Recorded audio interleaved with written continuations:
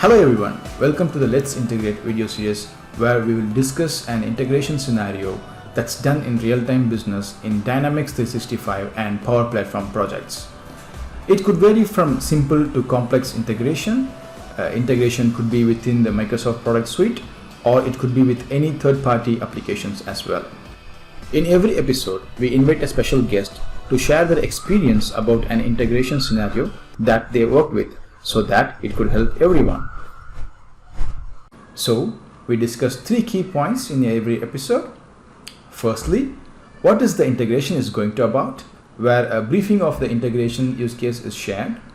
Secondly, how it helped the business or how it added value to their project.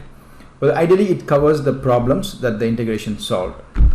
Then, briefing about how it is done, where the guest will brief about the details of it at a high level. Finally, as an add-on, a guest might enlighten us by showing a quick demo if possible. Let's jump into the action and start with our today's episode.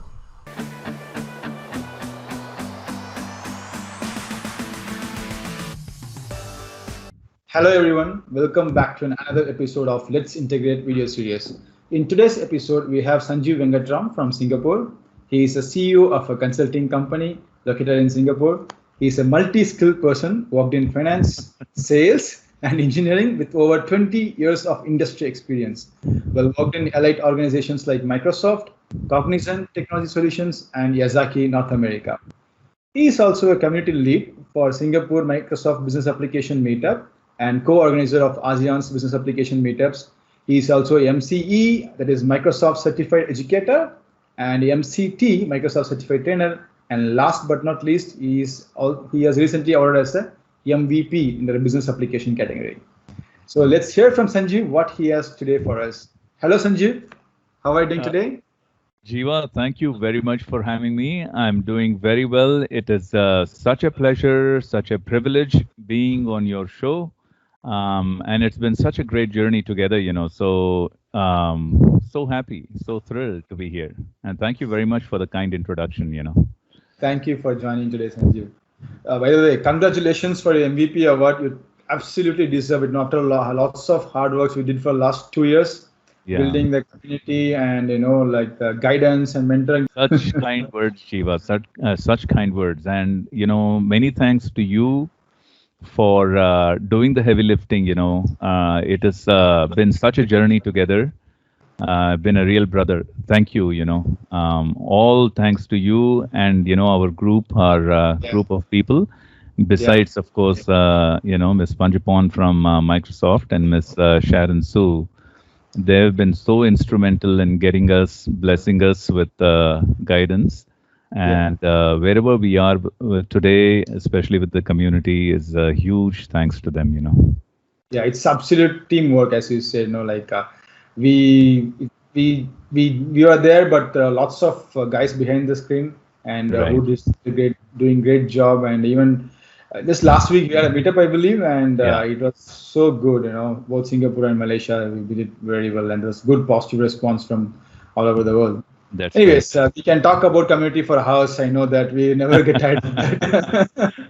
So I'm so excited to have you today and see what you have for us. I know you are engineering guy. Deep inside you have this engineer who is sleeping all the time. So very kind words again, Jiva. And I got to say, I spent about a decade, a little over, including my education, probably about 15-16 years in design engineering, especially mechanical engineering and applied mechanics.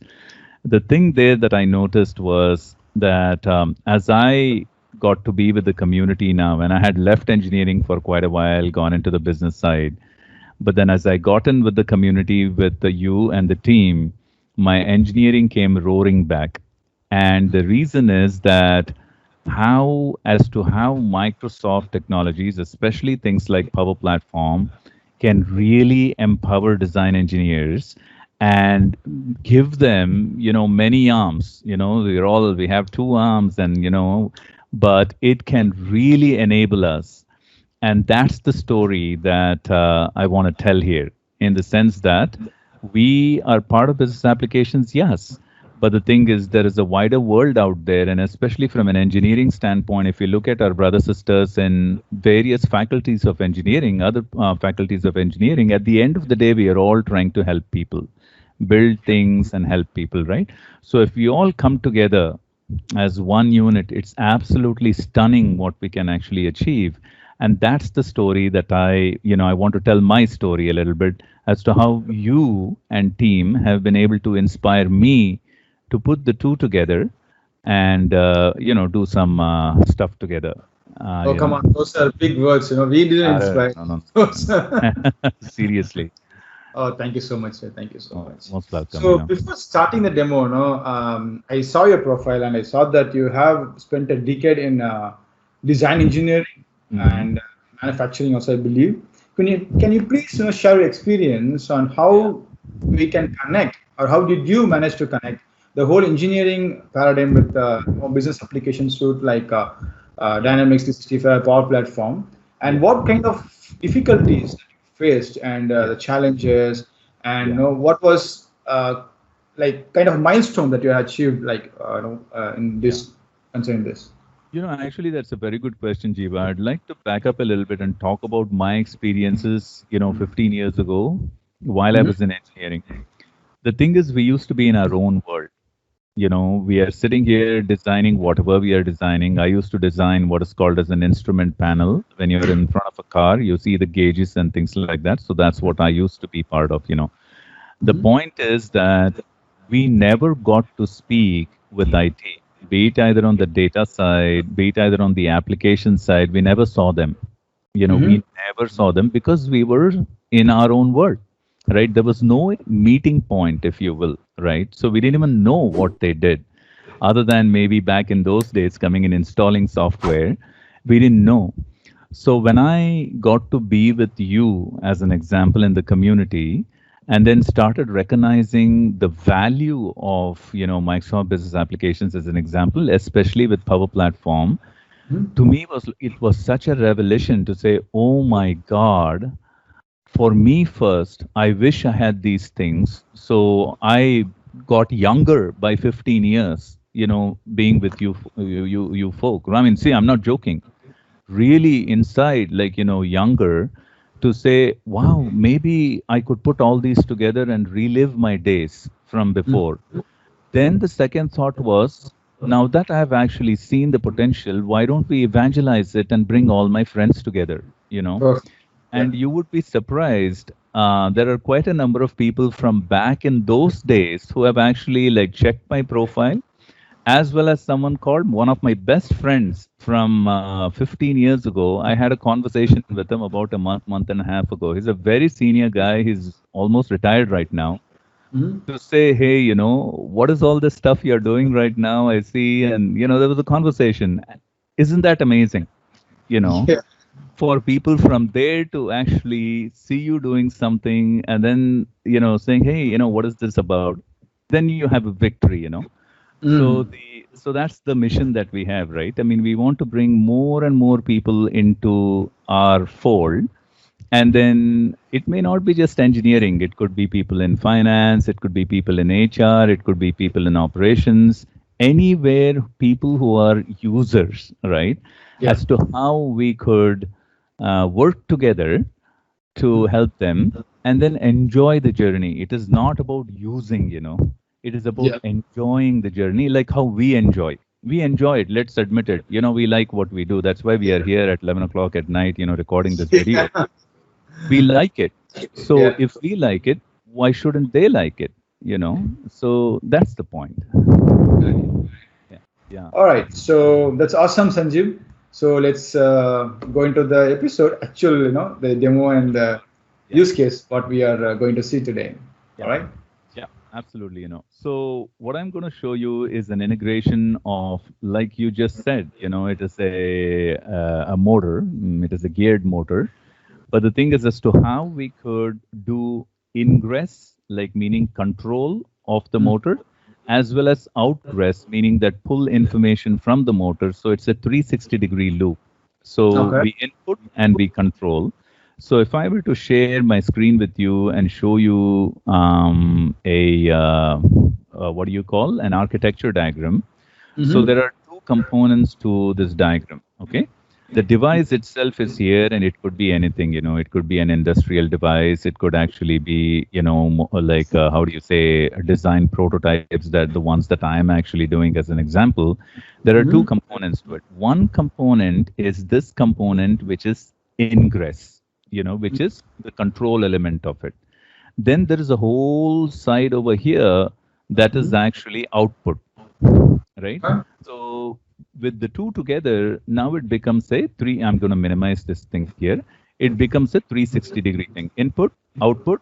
And then what we could also do is integrate things like machine learning, components of AI, so that we could do automated control. Here, I am actually doing manual control. But the thing Okay. is, once we have things like calibration, etc., done, we could bring something like machine learning and input that within your application so that it could become an automated feedback loop, like a complete loop. It's easier said than done in, how do you say, engineering applications, but the potential is enormous for us to actually do. So really quickly, what you will see is basically you will have a device. It's a Raspberry Pi in this case that is actually hooked up to a motor, a geared motor. Okay, the Mm-hmm. motor itself has a speed output that Okay. the motor itself puts out. So what we'll do is we'll use Power Apps and then Flow, common data service, and a web service together with some open source Python code that is resident on the Raspberry Pi, and then control a device. Okay. So as the device actually puts out the speed, then we'll capture the speed in IoT Hub. Okay. So first of all, we'll provision the device in IoT Hub, and then we'll get the data into IoT Hub. From there, we'll actually send it to Azure Streaming Analytics. Okay. And in Stream Analytics, what we can do is we can get the input from your IoT device. You can do some processing within the environment, and then you can actually send it out as a gateway. In this case, I'll be sending it out to Power BI. And then this Power BI, which is part of Power Platform, will embed this information back into Power Apps so that we are able to see the output as well within the Power App. So it is like a 360-degree scenario. Okay. Does that make sense? All right. I mean, this looks complex to me, Yeah. but I think I'm not sure how complex it is to build it. So I'm just Yeah. excited to see how you did it. And just I have one question here. So there Yeah. is the other section with the data lake store and data warehouse and data Yeah. factory. Yeah. So what does that do? Right. That's a great question. And this is something that you yourself have actually done and, presented in the one of the Azure boot camps. So essentially what you do is the speed information as it comes out to the device, it's going through analytics, one path, and it's called the hot path because it's actually live data, goes Yeah. into Power BI, right? Likewise, you could take this data and you could feed it to a data lake store. You could actually feed it to Cosmos DB as an example, or you could feed it to a general SQL, how do you say, instance, right? You could feed that into a general SQL instance. From there, because you are now controlling devices and the device is doing something, the motors could actually be running your MRT as an example. I'm just in the industrial case.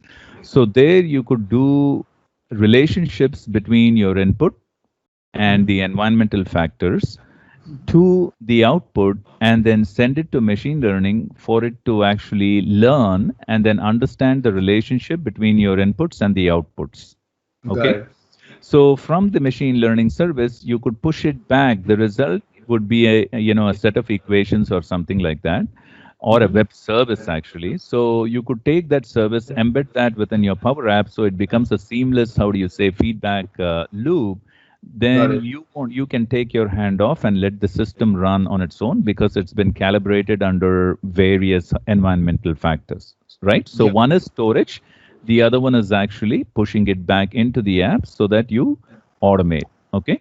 Right. Now, once you store the data, you have a lot of historical data available, Mhm. and you could correlate the data that's actually coming out of your equipment with Mhm. people data. As an example, if you're in an MRT, you could say, X number of people actually used this particular MRT and the performance of the train was like so. So you're correlating now people with the train, and all of this data is actually stored now, right? You're Right. actually storing it in your Cosmos DB. So then you could do a set of analytics on it and actually push it out to a like a dashboard that's actually used by operations people and updated perhaps once every once every day or a week or whatever, on a periodic basis. So you could use this stream for storage, processing, and then the analytics component. Automotive, oil and gas, healthcare, batch manufacturing, wherever you see an integration of devices with people is Mhm. something that you could use this. And I think this framework also can be extended with Dynamics 365 model-driven apps as well, like where you can just connect field service, connect a field service with an output that you get from the device, and assign a person to a field agent to go and check there is any issue that requires and maintenance, something like that. I believe, right? Exactly. You said the magic words, right? And we have done it in one of our hackathons, Yeah, right? yeah. Where we basically had a device spitting out some information, and based on that, you could actually provision, how do you say, the orders and things like that, and send people out to do preventative maintenance before something happens, and then save cost and then get ahead of everything. Yeah, fantastic. Perfect, perfect. Yeah, I'm so excited to see the actual live demo, Okay, and I can't let's hold do that. myself. Yeah, let's do that. Let's do that. So what I'm going to do for that is I'm going to, swap a little bit. Okay, so what you see here, Jiva, is basically a Raspberry Pi out here. You see a motor driver in the far end out here. I'm going to move my light a little bit so I suppose you can actually see, uh, right? So you have the motor driver in the far corner over here. This Hmm. one right here is actually a motor. Okay, so this one is a motor and it's got a little, how do you say, a wheel, a geared wheel attached to it. Okay, Hmm. and then here is the application. I'm going to bring it closer to the camera maybe. So there is the application. In fact, actually, the application I will show you on Teams. That may be better if I show it to you on Teams, or perhaps right here. So it has Perfect. Yeah. got a slider out here that we can use to control the speed.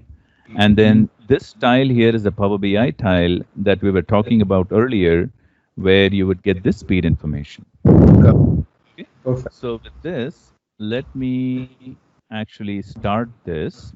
I'm going to go over to my Python code and start running the code. I'll show you the screen after, the code, etc. But let me start running this, and Sure. then I will turn on the motor.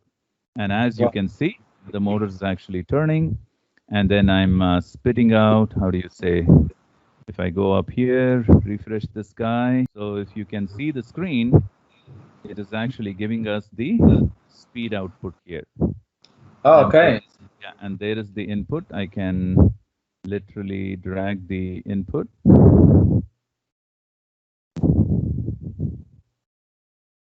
trying to see it stopped now. Hmm. And then I've again dragged the input and the wheel has started. Oh, yeah, it's Okay. running faster now. Yeah, You can it's see that. running faster, right? So that's a little bit about the demo, right? So let us do this. Maybe we will swap now. I Hmm. will stop this code for a quick second. Okay. So Hmm. this is essentially the Power App that you saw, right? It's got basically a slider, then it's got the Power BI tile essentially, right? Yeah. So if I click on the slider and then go to my on change setting here, okay, what it Hmm. basically does is that I have a very simple code, right? It's got this CDS, Common Data Service entity called BLM CDS, okay? Hmm. And then what I'm essentially doing is that I've got this field called BLM variable in my common data service, and then I'm pushing the value of the slider into this field. Okay. And I'm rewriting the record. So I'm filtering the first record with the title as A, and I just keep rewriting this with this value. Make sense? All right. So in the CDS record, it just have one record and it keeps rewriting the value in the single record. Exactly. Right? So exactly. So if I go to my CDS out here, if I refresh this data, whatever I had latest, earlier it said 54. So whatever I had is the latest is actually recorded here, right? So if I play this app and then I say 811 divided by 10, right? So that data should actually be stored up here. I'm just going to refresh. See, 81. Right? 811 divided by 10 is 81. So this component is stored here. Now I head on over to the flow. In the flow, basically, whenever we get an HTTP call, a request, a GET request from the Python code, essentially, I will initialize a variable. I'll pick up that BLM variable, and then I'll respond to it, right? So if I go over, I have a float. Basically, it is a decimal, right? So I've got a float over here, and the variable is called PLM variable, PWM variable. And in the, I list the record, and I just fetch the one count, right? Here, I'm not doing any filtering because I've already done that in the application. Yeah. And then, so for each of the values, I actually set the variable, and then I pass that variable, the PLM variable, to the field. Got it. Right? Okay. And then that response basically is the variable itself, and the value is pumped to a web service. So if I copy this here and then go over to the web service, you will see the 811 81.1 as the value. Okay. Right?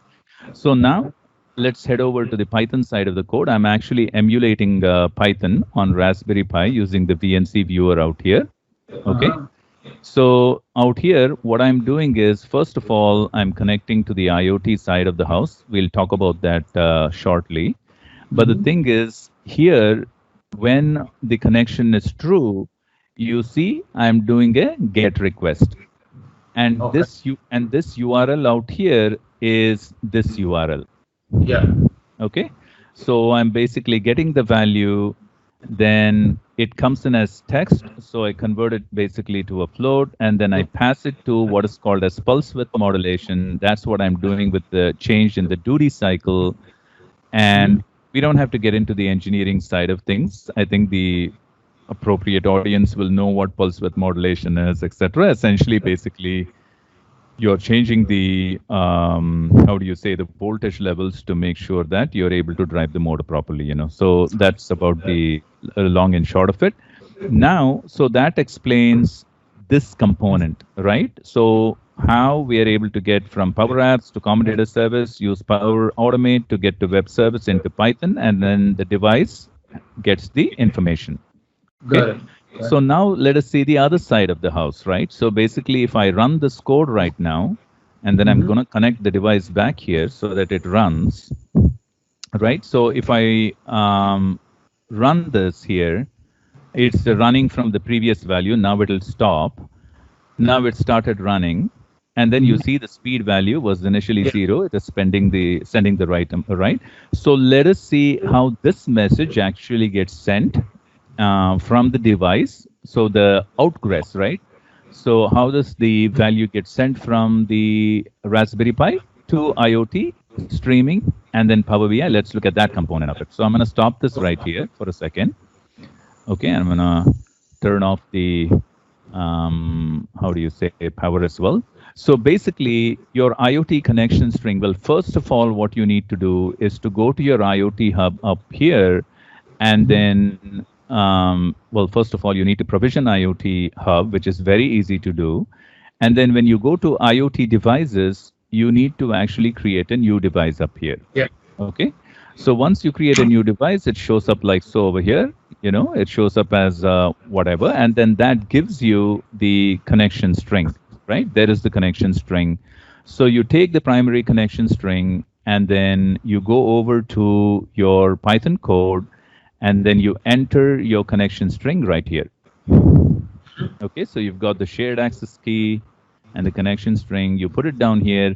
That actually connects your Python code and Raspberry Pi to IoT Hub. So your device now is provisioned. Make sense? Got it. Got it. Right? Okay. So with this little bit of code out here, what you're basically saying is, hello, IoT Hub, I'm going to send you some information, right, with this one. And then while that is true, you actually send all the data, the speed data. You see, I've got like, speed data out here. I'm converting this into a decimal with 1 decimal point. And then I'm just verifying the speed down here. And then I'm taking this, formatting it as a message, and then sending the message over to IoT Hub. You see client.send message. So this message variable looks like that. It has to be formatted in a way that is acceptable to IoT Hub. Make sense? Perfect. Perfect. Yeah. Got it. So that is the IoT Hub side of the story, from the device to the IoT Hub. So once we get in here, we'll have to look at the stream analytics component of it, right? So if I go back to my dashboard, I have the stream analytics component here. Then when I go to the way the analytics actually is provisioned, if I go to my inputs, basically it shows me this is my IoT Hub. So I've actually connected to Stream Analytics using IoT Hub. Same access keys and connection string gets you connected to Stream Analytics as well. Yeah. Then in this case, I'm not doing any processing out here, but I could, in this case, the speed itself, if I go back here, you see the speed itself is actually coming out. I'm basically processing it. I'm taking the speed, I'm dividing it by 12 and dividing it by 48 because of the number of gears that I have. Okay. Okay. So otherwise the value is around some 3000 or something like that. So I'm dividing it to make sure that I get the right speed at the output. Okay. So this one processing I could easily actually do with a set of code within Stream Analytics. What that can have filters queries here, right? Exactly. So I could have a query out here. Now what that does is that it leaves the device side of the house free. Meaning that when this code is actually running, it doesn't have to do computation anymore. It will just be spitting out raw data. So it becomes freer, right? And then I can use the, it's like Batman Robin, right? Batman is Azure, so let Azure do the heavy lifting. Then the Robin will be the device that is there on the assembly line, or like, when I'm doing design engineering, I have devices all over the place on my desk. So for that, I will leave that, unencumbered and easy. I will let Azure do the heavy lifting in Stream Analytics. And once this data is actually converted here, with the query out here, then see out here is just basically saying select this and select from here and put it into this one, correct? But I could actually, and it looks like SQL code basically, right? I mean T-SQL code. So I could do that little conversion, then take the output and then put the output into Power BI. Right? So Power BI gives you a streaming URL basically. So you just connect it to that one, and then the data goes and sits in the Power BI tile. You know this. I'm not going to show you the Power BI side of this. It's fairly straightforward. But the key is that if I go back to my application, I can actually go in and insert a chart, I believe, here as a Power BI tile. And then once it comes in as a Power BI tile, I can select, what the, from the Power BI side, what the connection is. And then that's about it. It just displays it out here. And then I beautify the app, I can bring in pictures and I can make it my own. You see what I mean? Make it as elegant as possible so that I can put it in front of my manager and things like that. And then make a little, dashboard, add a gallery or something thereabouts, and make a complete app out of it with many different screens. And that's about it, right? So that the IoT hub, the stream analytics and Power BI that you just saw covers off this component of it. Now, while you were seeing the query, as you yourself had done, right, in the what do you call in the meetup, Yeah. you could just take the streaming component, send it to the database. From database, you could actually send it back into Power BI after processing, but you could actually like do some machine learning, have that machine learning service up, push it into the app. You could do so many things with it. I mean, that's the, how do you say, it's absolutely exciting, what we can actually do nowadays. Right. Honestly, how much time does it take for you to do this setup? Except the data lake, just send the feed from our apps to the device and then take the output from the device to the Power BI back. So how much time approximately does it take for you? Right. I'm just curious. Let me answer that in a different way. Okay. It's a question of bringing people together. Once you bring the people together, as we have done during hackathons, it's a mere matter of like hours before which we put, something together. Now, of course, in the enterprise scenario, it'll take months. Let's be honest, right? Because you really have to validate all of this stuff. I mean, here I'm using Python code. I don't know whether I'd be using Python code in a, with an MRT environment, but but the thing is, we do a lot of validation over here, make sure that the app is robust and has security, all that baked in. Likewise, we make sure your IoT hub and the analytics components are all like robust. So that will take time. But the thing is, now we know who to reach out to. Yeah. And we are sitting at the table, and then what yesterday took months to actually, like, we may not even have got the solution historically, you know what I mean? But now, in a matter of months, we are able to get everything together.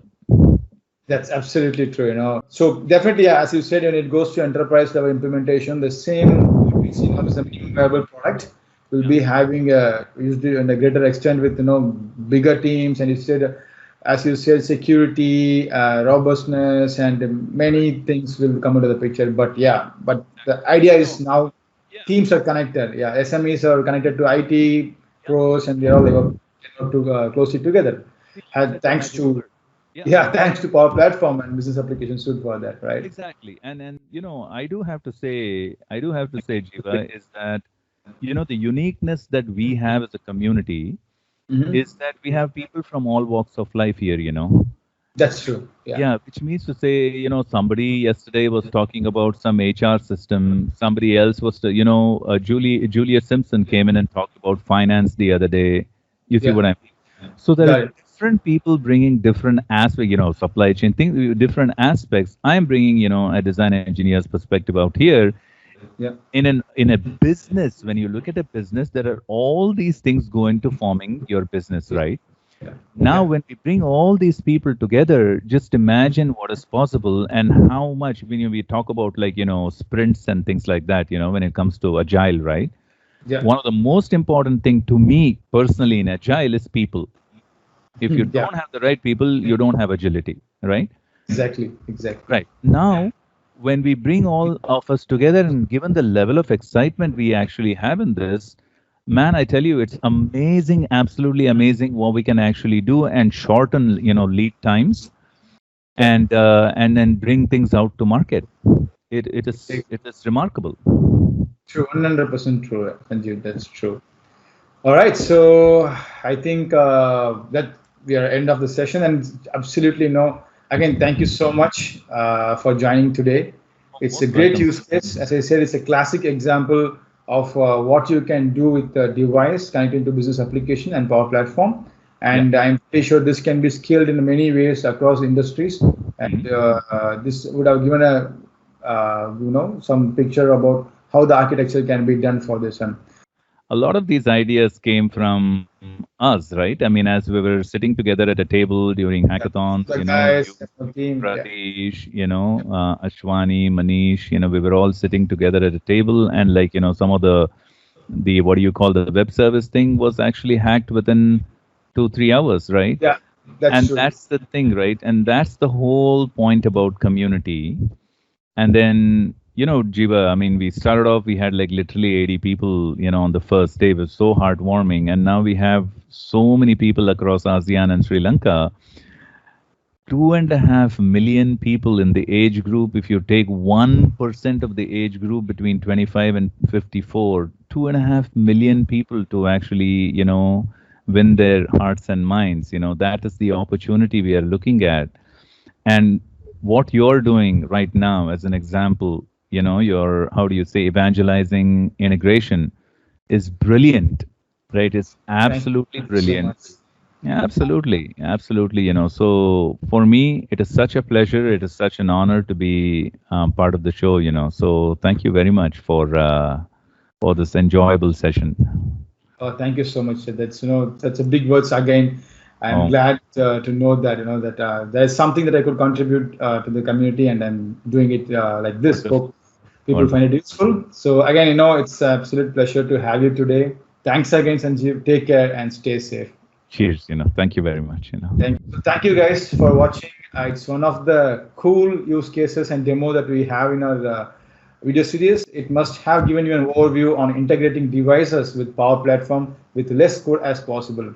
Well, if you have any interesting integration use cases with Dynamics 365 or Power Platform within the Microsoft Suite or with any third-party application, and you would like to share it to the world, like just Sanjeev did, leave your comments or you can reach out to me in the social media. See you in the next episode with a different use case. Thank you again.